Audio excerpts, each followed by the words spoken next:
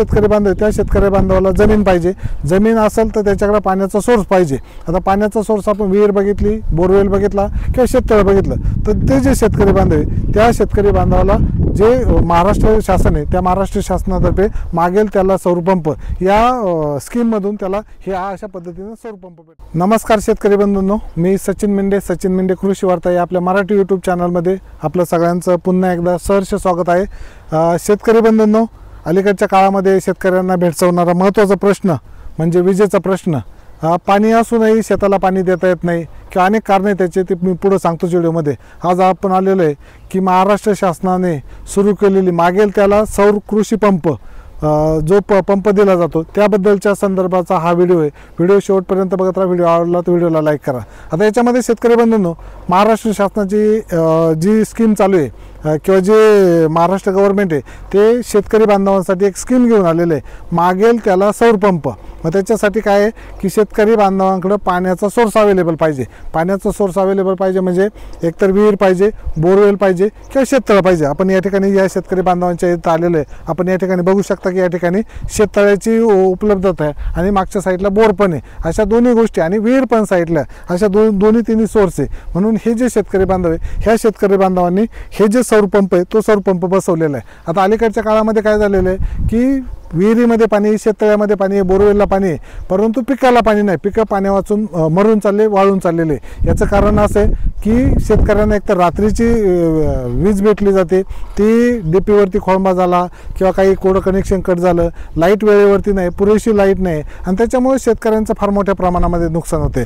म्हणून जे शेतकरी बांधव आहे त्या शेतकरी बांधवांना ते जे शेतकरी बांधव आहे त्या शेतकरी बांधवाला जे महाराष्ट्र शासन आहे त्या महाराष्ट्र शासनातर्फे मागेल त्याला सौरपंप या स्कीममधून त्याला हे अशा पद्धतीने सौरपंप भेटते। आता हा जो सौरपंप आहे तो सौरपंप भेटण्यासाठी किंवा किती HP भेटला पाहिजे, आता याच्यामध्ये साधारणपणे 3 प्रकार येतात। 3 प्रकार कुठे?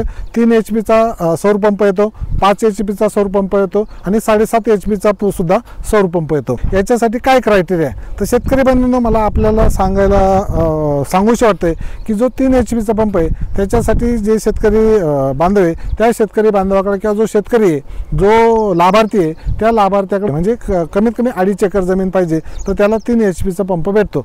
त्याच्यानंतर दुसरं जे 5 HP आहे त्या 5 HP ला 2.5 ते 5 एकरपर्यंत ज्या शेतकरी बांधवाकडे जमीन आहे त्याच्या नावावरती जमीन आहे त्याला ह्या लाभ आहे 5 HP सौरपंप आहे त्या सौरपंपाचा लाभ घेता येतो। आणि 5 एकरपेक्षा जास्त ज्या शेतकरी बांधवाकडे क्षेत्र आहे त्या शेतकरी बांधवांना याचा 7.5 HP पर्यंतचा लाभ घेता येतो। तर अशा पद्धतीने हे छोटे छोटे क्रायटेरिया आहे। शेतकरी बांधव आहे त्या शेतकरी बांधवांनी जर गव्हर्नमेंटच्या जे स्थळ आहे त्या स्थळावरती जाऊन जर का हे केलं, वेबसाईटवरती जाऊन जर फॉर्म भरला तर आपल्याला मागेल त्याला सौरपंप ही अतिशय उत्तम योजना आहे। आता याचा फायदा काय की आपण मोटर कशा पद्धतीने चालू करायची, त्याला काय काय बसवलेलं आहे आपण हे सुद्धा बघणार आहे की हे जे शेतकरी बांधव आहे ह्या शेतकरी बांधवाची जागा पाहिजे, शेजारी शेततळ किंवा जो पाण्याचा सोर्स आहे तो पाण्याचा सोर्स अवेलेबल पाहिजे, आणि पाण्याचा सोर्स अवेलेबल असेल तर त्याला हे जे सौरपंप आहे ह्या सौरपंपाचा लाभ घेता येतो। जर आपल्याला या योजनेचा लाभ घ्यायचा असेल तर ही जी योजना आहे ही महाराष्ट्र शासनाच्या अंतर्गत राबवली जाते। आपल्या गावातील जे MSCB ऑफिसर असतील किंवा वायरमन असतील किंवा MSCB ऑफिस असेल आपल्या जवळचं, त्यांच्याशी संपर्क करा। मी क्रायटेरिया सांगितलंच आहे, आपण जर त्या क्रायटेरियामध्ये बसत असाल तर कुठलाही शेतकरी बांधव असो, कुठल्याही कॅटेगरीमध्ये असेल तर आपल्याला याचा लाभ घेता येतो।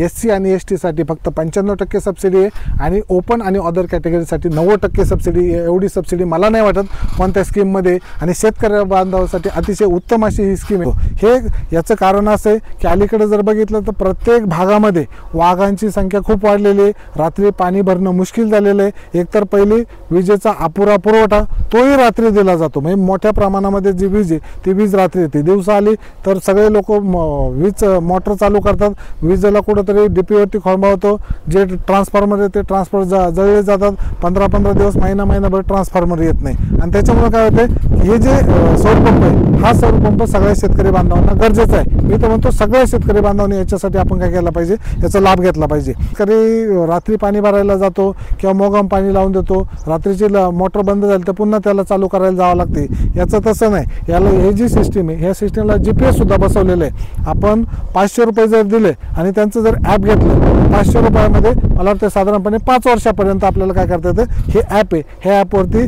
मोबाईलवरून मोटर चालू आणि बंद करता येते. आता या ठिकाणी हे जे या पॅनलचं मी तुम्हाला आतून हे दाखवतो, पण तत्पूर्वी याच्यामध्ये हे जे पॅनल आहे सौरचं, याच्यामध्ये आपण या ठिकाणी बघू शकता की या ठिकाणी तो जो ड्रम दिसतो हे शेततळ आहे आणि ह्या शेततळ्याला काय केलेलं आहे की तो जो ड्रम आहे तिथं मोटर बसवलेली आहे. आता ही जी मोटर आहे ही मोटर चालू झाल्यानंतर किती पाणी मारतात, याच्यामध्ये काय आहे की काही अडथळे सुद्धा येतात. म्हणजे ढगाळ वातावरण असेल, ऊन फार कमी असेल तर पाणी थोडंसं कमी मारतं, परंतु काय होतं की याच्यावरती आपण कधीही चालू करू शकतो. म्हणजे शेतकरी बांधवांना जास्तीत जास्त पाण्याची जी भरणी आहे शेतीसाठी तर ती रात्री आपल्याला करता येईल. या ठिकाणी आपल्याला काय करता येईल बघता येईल. आता आपण काय करणार आहे की ही जी मोटर आहे, मोटर तिकडे चालू करायला गेलेले आहेत आणि या ठिकाणी आपण काय करणार आहे बघू शकता की मोटर किती पाणी मारते. आता या ठिकाणी या मोटर चालू करा बरं. या ठिकाणी आता मोटर चालू झालेली, तिथं तो जो ड्रम आहे त्या ड्रमला आपण या ठिकाणी मोटर बसवलेली. शेततळे सध्या 2 दिवस झाले हे सौर पंप बसून आणि आता सध्या कुठं पाईपलाईनला जोडलेलं नाही. आता बघा की पाणी आलेलं आहे याच्यामध्ये, कशा पद्धतीनं पाणी येते बघा.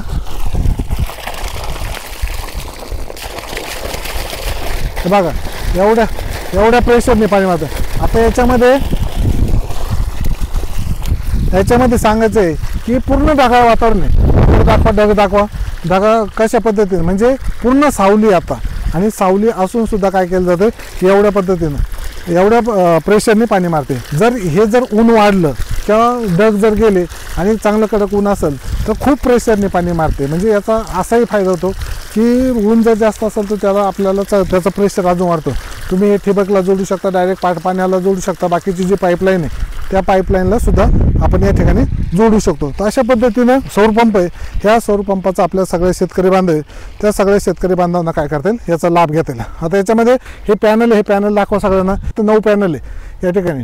हे जे पॅनल आहेत ह्या पॅनलचा सगळ्याचा जो करंट आहे तो एकत्रितपणे काय केलं आहे या ठिकाणी घेतलं आहे. प्रत्येक पॅनल एकमेका पॅनलला कनेक्ट केलेलं आहे आणि वरून जी सौर किंवा जे ऊन पडते ते जे सौर ऊर्जेचं जे रूपांतर ते एका ठिकाणी कन्वर्ट केलं जाते आणि इकडं याच्यामध्ये आणलं जातं. म्हणजे हा जो मला वाटतं DC करंट आहे, हा DC करंट काय केलं जातं या बॉक्समध्ये आणला जातो. आता याच्यामध्ये आपल्याला या ठिकाणी बघू शकता की फक्त एवढाच बॉक्स आहे आणि या ठिकाणी GPS बसवलेलं.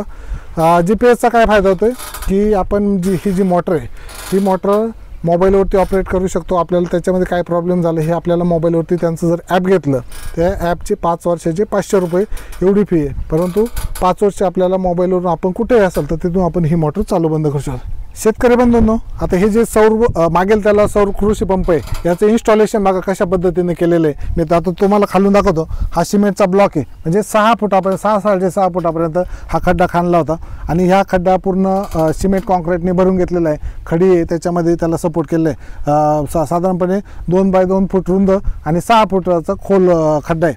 आता याच्यामध्ये हा एकच अँगल टाकलेला आहे. आपण या ठिकाणी बघू शकता हा जो अँगल आहे हा अँगल एक टाकलेला आहे. आता ह्या ज्या क्लिप आहे ह्या बाहेरून फिट केले आहे. ह्या ज्या क्लिप आहेत याला काय केलेलं आहे, हे वरचं जे पॅनल आहे या पॅनलला 4 अँगल लावलेले. आपण या ठिकाणी बघू शकता की या ज्या क्लिप आहे 4 अँगलला सपोर्ट दिलेला आहे आणि या पद्धतीने हे पॅक झालेलं आहे, हलत सुद्धा नाही आणि या पद्धतीने हे एकदम पॅक झालेले आहे. आता हा अँगल इथपर्यंत आलेला आहे. याला जे उभे अँगल आहेत ह्या अँगलचा सुद्धा सपोर्ट भेटला आहे. आडवे अँगल आहे ह्या आडव्या अँगलचा सुद्धा सपोर्ट भेटला आणि या ठिकाणी ज्या क्लिपा वापरलेल्या त्या क्लिपांनी काय केलं ते पॅक केले. या ठिकाणी आपण या ठिकाणी केबल बघू शकता ही मोटरला गेली. आता या ठिकाणी आपल्याला एक हिरवी वायर भेटते, म्हणजे 3 फेज असते त्या 3 फेज मधली जो आर्थिंग आहे, आर्थिंग म्हणतो आपण त्याला, तर ही आर्थिंग या ठिकाणी जोडलेली आहे.